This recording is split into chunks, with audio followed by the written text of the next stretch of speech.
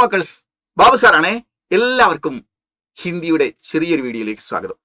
മക്കളെ, നമ്മൾ പഠിക്കുമ്പോൾ നമ്മൾ പലപ്പോഴും ഹിന്ദി പഠിക്കുമ്പോൾ നമ്മൾ ആലോചിക്കാറുണ്ട്, കുഞ്ഞു കുഞ്ഞു വാക്കുകളൊക്കെ ഹിന്ദിയിൽ സംസാരിക്കണമെന്നുണ്ട്, കുഞ്ഞു കുഞ്ഞു വാക്കുകളൊക്കെ എഴുതണമെന്നുണ്ട്. പക്ഷെ അതിൻ്റെ കുറേ വാക്കുകളുടെ അർത്ഥം അറിയില്ല. ഐ എന്നുള്ളതിൻ്റെ ഹിന്ദി എന്താണ്, യു എന്നുള്ളതിൻ്റെ ഹിന്ദി എന്താണ്, വി എന്നുള്ളതിൻ്റെ ഹിന്ദി എന്താണ്, സംബടി എന്നുള്ളതിൻ്റെ ഹിന്ദി എന്താണ്, സം എന്നുള്ളതിൻ്റെ ഹിന്ദി എന്താണ്, someone, anything, what, it, she, ഇതിൻ്റെ ഒക്കെ അർത്ഥം എങ്ങനെയൊന്ന് കിട്ടിയിരുന്നെങ്കിൽ കുഞ്ഞു കുഞ്ഞു വാക്കുകളൊക്കെ സംസാരിക്കാമായിരുന്നു നമ്മൾ ചിന്തിക്കാറുണ്ട്. അതിന് നമ്മൾ ഹിന്ദിയിൽ ആദ്യം പഠിക്കുന്ന സംഭവമാണ് നമ്മൾ സർവനാം എന്ന് പറയുന്നത്. മക്കളെ, സർവനാം എന്താണ്? മക്കളെ, സർവനാം അതിന് നമ്മൾ പറയുന്നത് പ്രോനൗൺ എന്നാണ്. സർവനാം എന്ന് പറഞ്ഞാൽ എന്താണ്? പ്രോനൗൺ. നമ്മൾ ആദ്യം പഠിക്കേണ്ടത് സർവനാമമാണ്, അഥവാ പ്രോനൗൺ ആണ്. എന്താണ് പ്രോനൗൺ, എന്താണ് നൗൺ എന്ന് ആദ്യം മനസ്സിലാക്കണം. ഏതെങ്കിലും വ്യക്തിയുടെയോ വസ്തുവിന്റെയോ സ്ഥലത്തിന്റെയോ സാധനത്തിന്റെയോ ഒക്കെ പേരുകളെ, ഭൂമിയിൽ എല്ലാത്തിനും പേരുകളുണ്ട്, ആ പേരുകളൊക്കെ നമ്മൾ നൗൺ എന്നാണ് പറയുന്നത്. അപ്പൊ പ്രോനൗൺ എന്ന് പറഞ്ഞാൽ എന്താണ്? പ്രോനൗൺ എന്ന് പറഞ്ഞാൽ നൗണുകൾക്ക് പകരമായിട്ടാണ് നമ്മൾ പ്രോനൗൺ ഉപയോഗിക്കുന്നത്. നൗണുകൾക്ക് പകരം എന്തിനാണ് പ്രോനൗൺ ഉപയോഗിക്കുന്നത്? നൗൺ ഉള്ളപ്പോൾ പിന്നെ പ്രോനൗണിന്റെ ആവശ്യമുണ്ടോ? നൗൺ തന്നെ ഉപയോഗിച്ചാൽ പോരെ? അതായത് നിങ്ങൾ ഏതെങ്കിലും ഒരു വസ്തുവിന്റെയോ എന്തെങ്കിലുമൊക്കെ പേര് പറയുമ്പോൾ, ഉദാഹരണത്തിന് ഞാൻ എൻ്റെ പേര് നിങ്ങളോട് വന്ന് സംസാരിക്കുകയാണ്. മക്കളെ, എൻ്റെ പേര് ബാബുരാജ്. ബാബുരാജ് കട്ട് ചെയ്യൂ, ബാബു. എൻ്റെ പേര് ബാബു എന്നാണ്. ബാബു പഠിപ്പിക്കുന്നത് ഹിന്ദിയാണ്. ബാബു വ്യാകരണമായ സംബന്ധമായ കാര്യമാണ് പറയുന്നത്. ബാബു പറയുന്നത് ശ്രദ്ധിച്ച് കേൾക്കണം. ബാബു പറയുന്നത് നോട്ട് എഴുതി എടുത്ത് പഠിക്കണം. അങ്ങനെ ഞാൻ ബാബു ബാബു ബാബു ബാബു ബാബു എന്ന് നിരവധി തവണ പറയുമ്പോൾ നിങ്ങൾക്ക് ക്ലാസ്സിൽ ശ്രദ്ധ പോവുകയും ബാബു എന്നുള്ളത് കേട്ട് അസ്വസ്ഥമാവുകയും ചെയ്യും.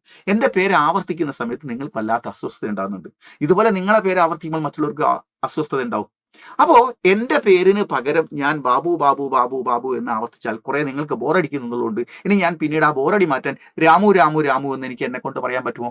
ഇല്ല. അപ്പൊ എൻ്റെ പേരിന്റെയും നിങ്ങളുടെ പേരിന്റെയും ആവർത്തനങ്ങളെ എല്ലാവർക്കും അസ്വസ്ഥ ഉണ്ടാക്കും. പക്ഷെ എൻ്റെ പേരിന് പകരം ഞാൻ അപ്പോൾ ഒരു പ്രോനൗൺ ഉപയോഗിക്കും. എന്താണ് ഉപയോഗിക്കുക? മക്കളെ, എൻ്റെ പേര് ബാബു എന്നാണ്.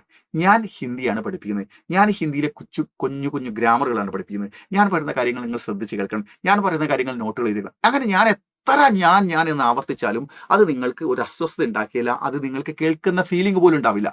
അപ്പോ ഈ എൻ്റെ പേര് ആവർത്തിക്കുന്ന നേരം അസ്വസ്ഥത ഉണ്ടാവുന്നു. അപ്പൊ എൻ്റെ പേരിന്റെ ആവർത്തനം ഒഴിവാക്കാൻ ഞാൻ ഉപയോഗിച്ച എന്താണ്? പ്രോനൗൺ. നിങ്ങളുടെ പേര് ഞാൻ ഇങ്ങനെ പറയുന്നതിന് പകരം ഞാൻ നീ എന്നോ യു എന്നോ പ്രയോഗിക്കുന്നു, അതും പ്രോനൗൺ ആണ്. അങ്ങനെ പേരുകളുടെ ആവർത്തന വിരസത ഒഴിവാക്കുന്നതിന് വേണ്ടിയാണ് നമ്മൾ പ്രോനൗൺ ഉപയോഗിക്കുന്നത്. അതിന് മാത്രമാണോ? അല്ല.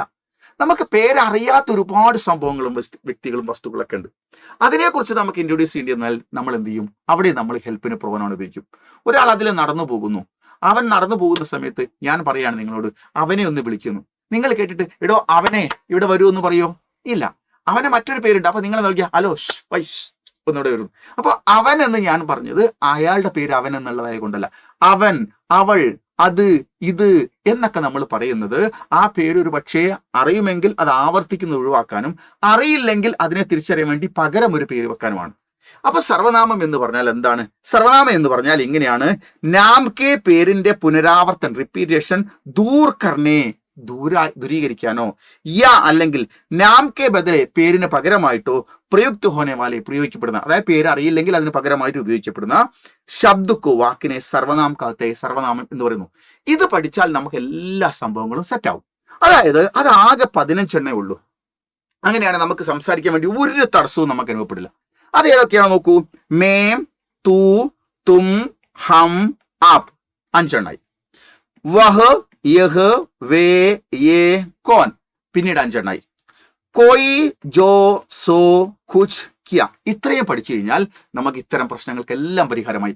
മേ, തൂ, തും, ഹം, ആപ്, വഹ്, യഹ്, വേ, യേ, കോൻ, കോയി, ജോ, സോ, കുച്ച്, കിയ. ഇത് 15 എണ്ണം പഠിച്ചാൽ ഭൂമിയിലുള്ള സകല വസ്തുക്കളുടെയും പേരിന് പകരമായി നമുക്കിത് ഉപയോഗിക്കാം. പേരറിയുമെങ്കിൽ അത് ആവർത്തിക്കുന്ന ഒഴിവാക്കാനും അറിയില്ലെങ്കിൽ ആ പേരിന്റെ സ്ഥാനത്തേക്കും വെച്ചു കൊടുക്കാൻ ഈ 15 എണ്ണം മതി. ഇതിനാണ് നമ്മൾ പ്രോനൗൺ, സർവനാമങ്ങൾ എന്ന് പറയുന്നത്. ഓക്കെ, ഇതിന്റെ ഓരോന്നിന്റെ അർത്ഥം നമുക്കൊന്ന് പരിശോധിച്ച് നോക്കാം. നോക്കൂ മക്കളെ, മെയിം എന്ന് പറഞ്ഞാൽ ഞാൻ എന്നാണ്, ഐ എന്നാണ് അതിന് ഇംഗ്ലീഷിൽ നമ്മൾ പറയുന്നത്.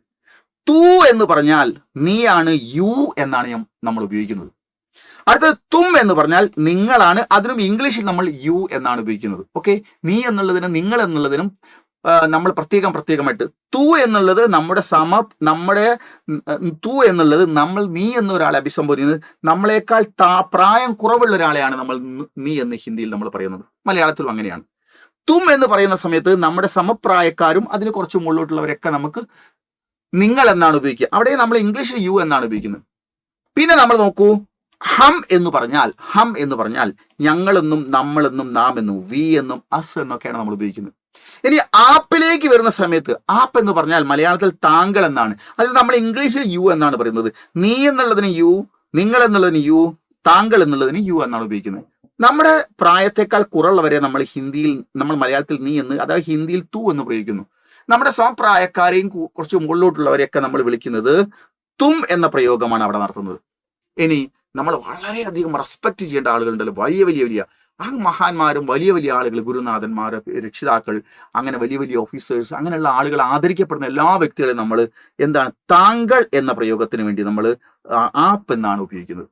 അപ്പൊ ഇതാണ് നമ്മളെക്കാൾ പ്രായം കുറഞ്ഞ ആളുകളെയൊക്കെ നമ്മൾ തു എന്ന് പറയുന്നു. അവിടെ നീ എന്നാണ്, യു എന്നാണ് അർത്ഥം.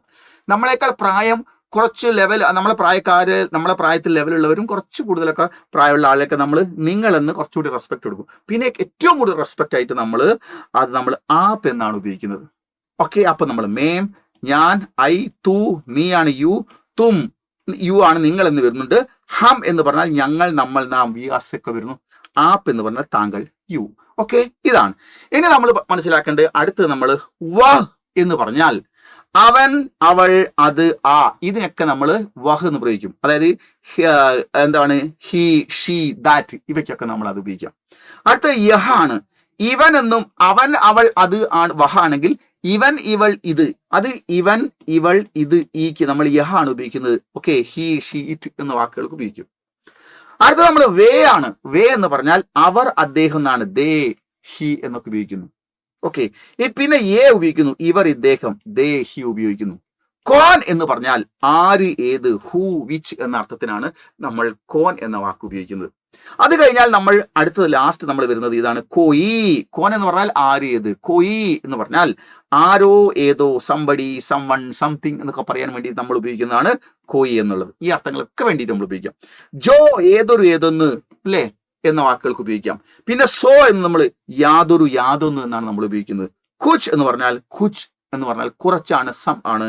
ക്യാ എന്ന് പറഞ്ഞാൽ എന്ത്, വാട്ട്. ഇത്രയും വാക്കുകൾ, ഈ 15 എണ്ണത്തിന്റെ അർത്ഥം നിങ്ങൾ പഠിച്ചു കഴിഞ്ഞാൽ നിങ്ങൾക്ക് ഒരുപാട് സെന്റൻസ് ഉണ്ടാക്കാൻ വേണ്ടി, പ്രത്യേകിച്ച് ചോദ്യം ഉണ്ടാക്കാൻ വേണ്ടി, നിങ്ങൾക്ക് ക്വസ്റ്റ്യൻ തയ്യാറാക്കാൻ വേണ്ടി ഏറ്റവും സഹായകരമാവുന്ന വാക്കാണിത്. ഇത് മനസ്സിലാക്കിയിട്ട് നമ്മൾ കുറെ വാക്കിന്റെ അർത്ഥം കൂടി പഠിക്കുമ്പോൾ പിന്നീട് കുറച്ച് നമുക്ക് വിഭക്തി പ്രത്യയങ്ങൾ നമ്മൾ പഠിക്കാനുണ്ട്. അതൊക്കെ പഠിക്കുമ്പോൾ കൂടുതൽ നിങ്ങൾക്ക് സെന്റൻസ് ഉണ്ടാക്കാൻ വേണ്ടി കഴിയും. അപ്പൊ ഈ കാര്യങ്ങളൊക്കെ ഗംഭീരമായിട്ട് പഠിക്കുക.